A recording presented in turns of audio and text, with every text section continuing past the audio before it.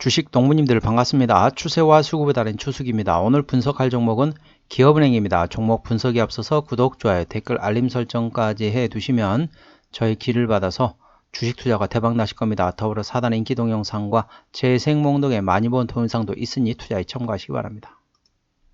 네, 기업은행. 최근에 이제 어떤 이슈가 있었는지 뭐 다들 아시죠? 밸류 프로그램 관련된 모멘텀이 되겠습니다. 4월 22일 나왔던 이슈네요. 다시 살아난 밸류업 기대감, 은행주 일제히 상승이라는 제목입니다. 최근 주가 조정을 받아온 은행과 금융지주 종목들이 밸류업 기대감에 힘입어 동반 상승 중이다.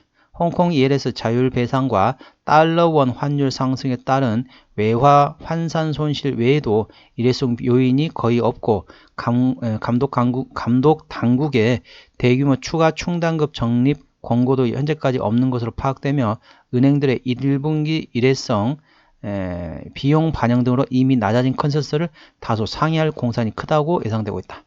여기에 정부가 기업 밸류업 지원 방안에 대한 의지를 재차 밝히면서 총선 이후 엎어졌던 기대감을 다시 키운 것도 대표적 밸류업 수혜주로 금융사들이 강세 배경이 되고 있다.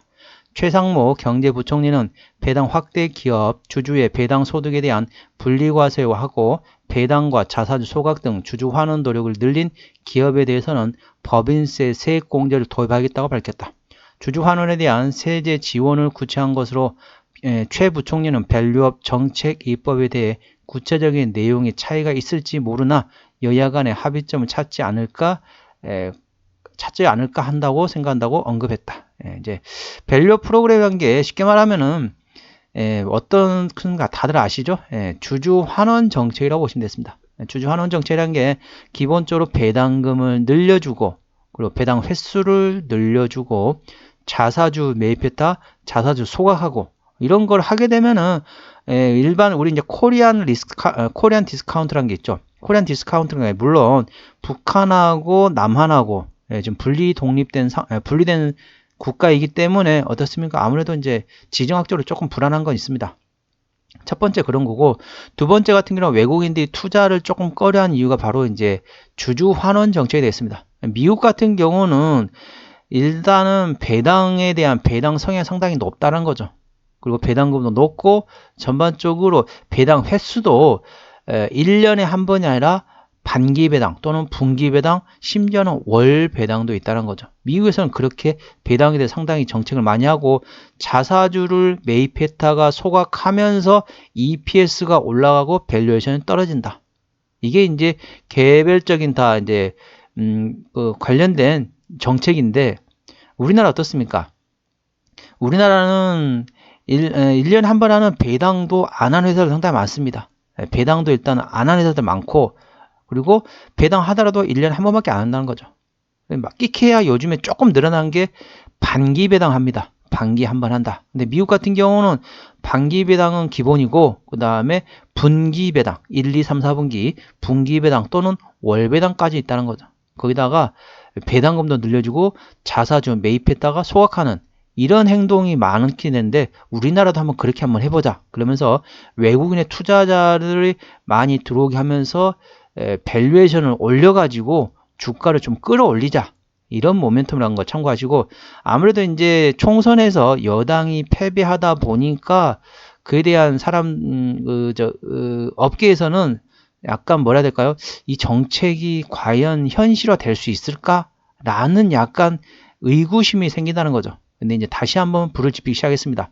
참고적으로 5월 2일이 되면은 밸류업 프로그램에 대한 초기에 대한 내용이 나올 겁니다. 5월 2일에 나오기 때문에 이 점 알고 투자하시고 금융주 어떻습니까? 금융주면 은행, 보험, 증권 이 금융주들이 전반적으로 이 밸류업 프로그램에 따라서 주가는 움직이고 있다는 걸 투자에 참고하시기 바랍니다. 현재 주가에서 저항대와 지지대 말씀드렸습니다. 그리고 항상 말씀드리지만은 자 기업은행은 조금 이따 기본적 분석에서 보시면 아시겠지만은 최대 주주가 대한민국 정부입니다. 그러니까 어떻습니까? 쉽게 말하면 정부에서 이제 정책이 윤석열 정부라는 게 이제 공기업을 민영화하는 경향이 조금씩 있다라는 거죠. 최근에 보면 YTN 같은 경우도 이제 공기업에서 사기업으로 넘겼잖아요. 그러면서 동사 같은 경우도 공기업이다 보니까 공기업을 이제 관련돼 가지고 이제 사기업으로 민간으로 넘길 가능성이 있다는 거 예전부터 있었는데 뭐 가능성은 계속 열려 있는 상태란 걸 투자에 참고하시기 바랍니다. 그런데 이제 과거 정부보다 현재 윤석열 정부가 그런 경향이 조금 더 강하다는 거죠. 민영화한다는 게 좀 정책이 강하다 보니까 혹시 가능성이 열려 있는 게 아니냐 이런 모멘텀도 있다는 걸 투자에 참고하시기 바랍니다. 현재 주가에서 저항대하고 지지대 말씀드리겠습니다. 기업은행 오늘 2.14% 상승하면서 13,850원에 마감했습니다. 자, 1차 저항대 같은 경우는 뭐 14,000원인데 조금 짧죠? 그래서 그리고 1차 저항대는 그래서 짧아서 좀 그냥 넘기고 1차 저항대는 14,500원, 2차 저항대는 15,500원 되겠습니다. 15,500원에서 자, 52주 신고가 구간인 16,010원까지는 투자자의 심리가 흔들리는 구간이기 때문에 5일선 대응하시면 되겠습니다. 5일선 총가상 이탈 시 절반 정리. 그 다음날 시가에 회복하지 못한다면 나머지도 차익 실현한다 하시면 생각하시면 되겠고요. 1차 지지대 같은 경우는 13,500원, 2차 지지대 13,500원, 그 다음에 13,000원, 그리고 12,500원, 12,000원, 11,000원 구간이 있다는 걸 투자에 참고하시기 바랍니다. 지지대입니다. 수급 동향 보시겠습니다. 외국인 한 달 동안 532만 1000주를 샀습니다. 최근에 보시면 외국인은 현재 계속 순매수하고 있다고 보시면 되겠고, 기관 한 달 동안 586만 1000주를 팔았습니다. 계속 팔다가 최근에는 샀다 팔았다 트레이딩으로 전환됐다고 보시면 되겠습니다. 금투 같은 경우는 최근에 트레이딩, 보험도 최근에 트레이딩, 투신도 최근에 좀 팔고 있네요. 연기금도 최근에 팔고 있고 사모펀드도 최근에 팔고 있습니다. 참고적으로 이 종목은 기관이 핸들링하고 있습니다. 그렇기 때문에 일단은 금융투자, 금투 위주로 보시고요. 보험, 투신, 연기금, 사모펀드도 같이 예의주시하시면 되겠습니다. 이 종목은 기관이 핸들링하고 있습니다. 네, 신용비율 같은 경우는 0.2%대 아주 좋습니다. 3%대까지는 양호하다. 4%보다는 다소 부담스럽다고 말씀드리겠습니다. 동사의 최대주주 같은 경우는 대한민국 정부가 되겠습니다. 기획재정부가 68.5%를 가지고 있습니다. 책임경영 확인 차원에서는 중소형주는 30% 이상, 대형주는 20% 이상이라는데 동사의 시총을 보시게 되면 11조 원입니다. 코스피 1위부터 100위까지를 시장에서는 대형주로 분류해야 된다는 거죠. 대략적으로 3조 7천억 원대가 코스피 100위권이라고 보시면 되겠습니다. 그래서 동사는 전반적으로 11조 원이 넘은 상태이기 때문에 당연히 코스피 100위 안에 들어가는 대형주이기 때문에 최대의 주분율이 20% 이상이 된다는 거죠. 동사 68%를 가지고 있기 때문에 모르겠습니다. 분리해서 일부 민영화를 100% 민영화 할 수도 있지만은 일부 조금씩 분할로 정리할 수도 있습니다. 그러니까 현재 지분이 68%가 예를 들면 한 20%만 블록딜로 다른 데 넘긴다든지 이런 식으로도 매각이 일부씩 조금씩 나눠서 할 수도 있다는 걸 투자에 참고하시기 바랍니다. 국민연금에서도 5.4% 지분율을 가지고 있네요. 뭐 하는 회사다? 기업, 은행, 은행회사, 은행, 중소기업 위주로 해가지고 기업에 투자를, 그러니까 기업에 돈을 빌려주고 이자를 받는 그런 은행이라고 보시면 되겠습니다. 실적 보시도록 하겠습니다. 매출액 같은 경우는 작년에 매출액이 18조 3천억 원대에서 올해는 19조 5천억, 내년도에 20조 원대까지 계속 외형 성장은 예상되고 있고요. 영업이익 같은 경우는 작년에 3조 4천억 원대에서 올해 3조 8천억 원, 내년은 3조 9천억 원대까지 계속 내실도 좋아질 것으로 예상되고 있습니다. 당기순이익도 마찬가지입니다. 분기 실적 보시게 되면 작년 1분기부터 영업이익 기준으로 보시게 되면은 1분기 때 영업이익이 9,100억 원대, 2분기 때 8,400억 원대, 3분기 때 9,600억 원대, 4분기 때 6,900억 원대였습니다. 재작년 4분기 1조 800억 원 대비 작년 4분기 6,900억 원대 역성장했다고 보시면 되겠고요. 예상대 작년 1분기 영업이익은 9,100억 원대에서 올해 1분기는 9,300억 원대까지 좋아진다고 보시면 되겠습니다. 2분기는 작년에 8,400억 원대에서 올해 8,700억 원대 역시 좋습니다. 3분기는 작년에 9,600억 원대에서 올해 9,300억 원대 약간 역성장한다고 보시면 되겠습니다. 그러니까 실적은 2분기까지는 작년보다 실적이 전반적으로 계속 성장할 것으로 예상된다는 걸 투자에 참고하시기 바랍니다. 부채별 유보했는데 이건 의미 없다겠죠? 왜냐면 돈으로 장사하는 금융주 같은 경우는 부채별 유보는 의미가 없습니다. 왜냐면은 본인들이 돈으로 장사하는데 그 부채별 유보는 무슨 의미가 있겠습니까? 관련돼 가지고 산업체라든지 제조업이라든지 그쪽은 당연히 부채율 유보율 중요하지만은 금융주들은 큰 의미는 없다 보시면 되겠습니다. 내년도 예상 영업이익률은 19.9%가 예상되고 있습니다. 일반 제조 평균에 대략적으로 2배 반, 3배 가까이 된다 보시면 되겠습니다. 투자 참고하시기 바랍니다. 내년도 예상 EPS는 3,745원, BPS는 44,427원이 됐습니다.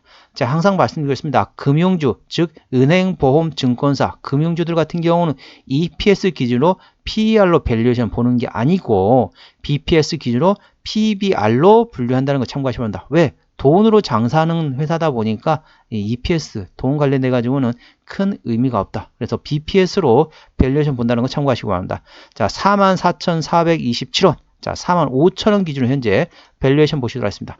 자, 45,000원이 PBR 1배인데 BPS인데 자, 13,850원 한 거죠. 현재 그러면 어떻습니까? 거의 PBR로 0.3배대 구하는 거죠. 0.2배, 0.3배. 상당히 저평가되어 있다고 보시면 되겠습니다. 그렇기 때문에 현재 구간에서는 절대적으로 저평가 구간이라는 거 참고하시고 적정 밸류에이션은 PBR 1배에서 2배, 2배 이상은 고평가, 1배 미만은 저평가라 보시면 되는데 동사는 PBR 한 0.3배대 구간이기 때문에 절대적인 저평가 구간이라는 걸 투자에 참고하시기 바랍니다. 자, 어디서 실적이 나오느냐? 그 은행주니까 은행에서 나오겠죠. 돈 관련된. 자, 이자 수익에서 64%, 그리고 유가증권에서 29%. IBK 기업은행 IBK 투자증권이 있잖아요. 그래서 거기서 나온다 보시면 되고 나머지 수수료 이익이 되겠습니다. 자, 자본금 변동내역 보시게 되면 마지막 주식 전환했던 게 2022년도네요. 매물은 다 소화됐다고 보시면 되겠고요. 최근에 관련돼 가지고 관계사항이 연결된 회사는 다 금융투자 관련된, 보험 관련된, 전반적으로 금융 관련된 자회사가 있다고 보시면 되겠습니다. 투자에 참고하시기 바랍니다. 한번 정리를 한번 해보도록 하겠습니다. 기업은행 오늘 종가 13,850원입니다. 수급조는 기관이 핸들하고 있는데 현재 샀다 팔았다 트레이딩하고 있습니다. 기본적 분석상으로는 작년 대비 올해 영업이익이 11.2% 증가할 것으로 예상됩니다. 모멘텀으로는 다시 살아난 밸류 프로그램 기대감에 대해서 은행주가 동반해서 일제 강세를 보였다는 걸 투자에 참고하시기 바랍니다. 추세적으로 보시게 되면 차트 추세는 55.5이기 때문에 과열관 70까지는 충분한 여력이 있고요. 수급 추세는 56.9이기 때문에 과열관 80까지는 충분한 여력이 있겠습니다. 목표 주가 1차는 14,500원, 2차는 15,500원이고요. 제가 다른 저항 때도 말씀드렸죠. 구간도 활용하시기 바랍니다. 손저가 1차는 13,000원, 2차는 12,000원 구간이 있다는 걸 투자에 참고하시기 바랍니다. 오늘은 기업은행에 대한 종목 분석이었고요. 구독, 좋아요, 댓글, 알림 설정까지 해두시면 저희 기운을 받아서 주식 투자가 대박 나실 겁니다. 더불어 사단의 인기 동영상과 재생 목록에 많이 본 동영상도 있으니 투자에 참고하시기 바랍니다. 이상 추세와 수급에 따른 추수였습니다. 감사합니다.